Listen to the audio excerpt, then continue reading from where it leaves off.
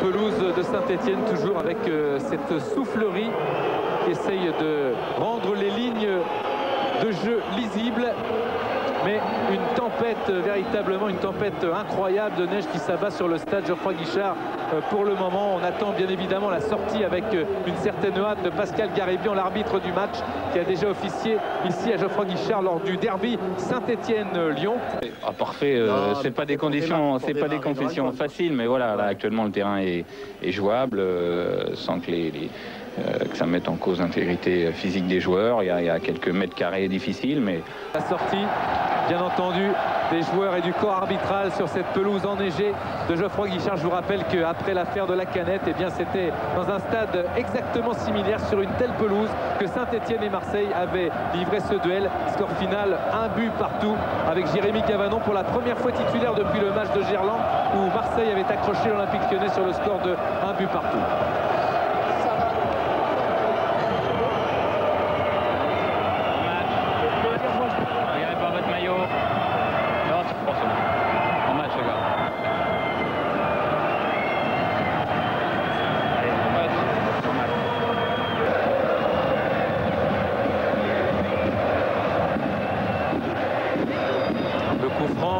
Julien Sablé qui frappe et ça passe à côté de la cage de Gavanon. Et Gavanon qui n'a fait qu'accompagner la frappe de Julien Sablé. Là on voit sur le visage toute la concentration du joueur stéphanois. Interception avec Elbuik, avec Piquion, rattrapé par Eduardo Costa. Superbe récupération de Costa. Nasri qui peut lancer Marley. Louis Ndoula est dans la zone. La frappe de Marley. Nakata. Il a oublié le ballon. Ouais. Simplement dans son mouvement, là on va voir Nakata qui va oublier le ballon. C'est un jeu sans ballon. Oui, là, hop là. Elle est belle cette image. Mais elle est très très belle. Parce qu'il croit quand même que le ballon est près du pied. Ah oui, oui, c'est génial. Une question qui me vient à l'esprit. Sur ce terrain-là, qui est avantagé? Les grands, les petits ça, c'est les techniques Attends. Ah oui, Piquion. Oh, il siffle le pénalty. Il siffle le pénalty, monsieur Garibian. Pénalty pour Saint-Étienne sur cette incursion de Frédéric Piquion, accroché par Jérémy Gavanon. Et ben là, sur cette action, c'est un grand qui a été avantagé, Philippe, parce que l'appel en profondeur de Piquion est bon. Carton jaune à Gavanon pour cette faute commise à l'intérieur de la surface de réparation. Feindouno face à Gavanon, coup de sifflet de monsieur Garibian. Feindouno qui frappe et qui marque le but de Pascal Feindouno qui débloque cette première période. Saint-Étienne qui mène à 0. 9e but de la saison pour Saint-Étienne et pour Feindouno. 9e but de la saison et 4e but consécutif. Gavanon est atterré. Saint-Étienne mène contre Marseille 1-0.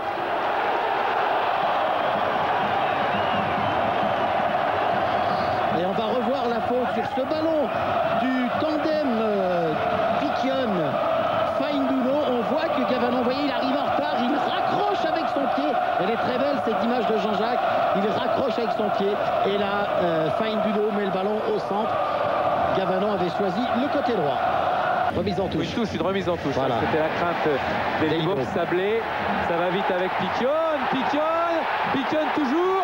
La frappe. Oh, ça passe au ras du poteau. Oh, la poisse pour Frédéric Piquion. Et le ouf de soulagement pour Jérémy Gavanon. Car c'était bien parti tout en puissance. Mais ce n'était pas cadré.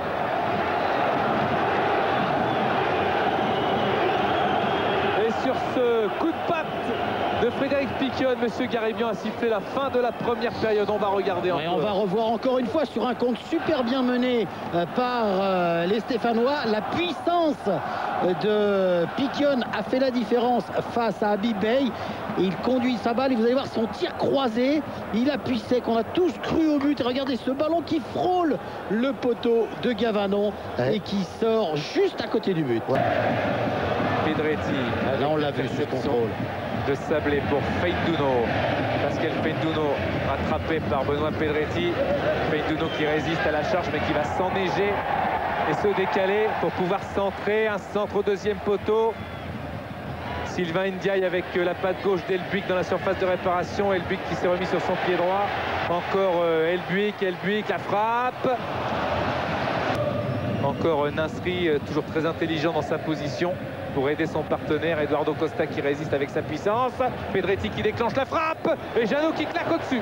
Voilà, très très bien joué de la part des Marseillais parce qu'ils ont amené le décalage sur Pedretti.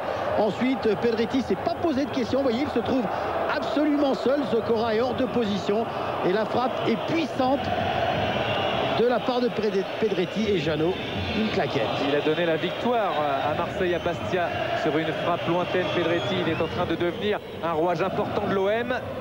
La reprise de DU. Oh, ça passe juste à côté de la cage de Jérémy Jeannot. Quel frisson dans le dos du gardien stéphanois et du COP qui était juste derrière lui.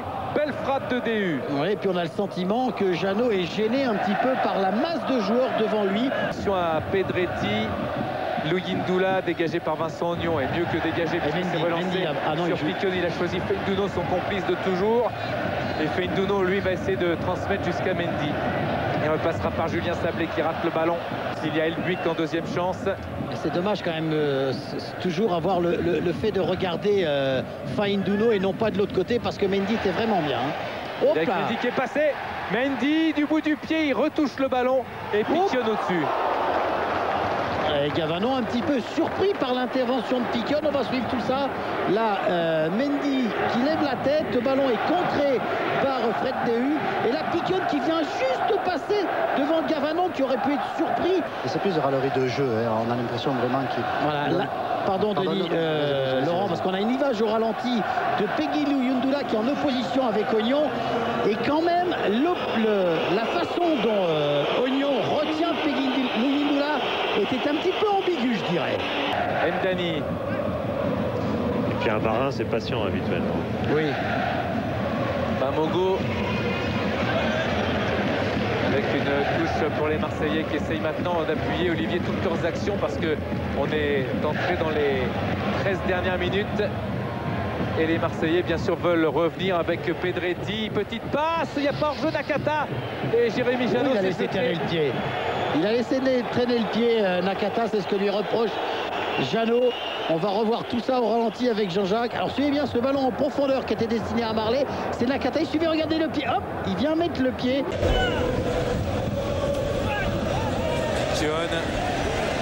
Piquion qui est passé malgré les protestations de DU. El Buick qui s'est remis sur son pied gauche. Il veut frapper El Buick, mais il est obligé de longer. La frappe et le but. Et le but de David El Buick, but du pied droit pour le pur gaucher qui est David El Buick qui donne la victoire peut-être à la S Saint-Etienne. 4e but de la saison pour El Buick après des buts marqués contre Bastia et Caen. David El Buick, 2-0 pour les Verts. Et avec un bon ballon au départ récupéré par Piquion, vous voyez. Ensuite, il donne à El Buick qui va essayer, malgré Habibey, de se mettre sur son pied gauche. Et finalement, il revient pied droit. Et une superbe frappe enveloppée du pied droit ne laisse aucune chance à Gavanon. Regardez, Gavanon ne peut que constater les dégâts. Bon, non, ça, on s'en est pas trop mal sorti. Parce que comme vous dites, les conditions elles étaient pareilles pour les deux équipes. Bon, nous, on a aussi du mal à jouer à ce match. Bon, c'est bien, on a réussi à marquer 2 buts. Bon, c'est sûr. Bon, moi, j'avais une revanche sur le match aller. Ouais, puis, bon, c'est super. La victoire, c'est pour Lilian, la victoire.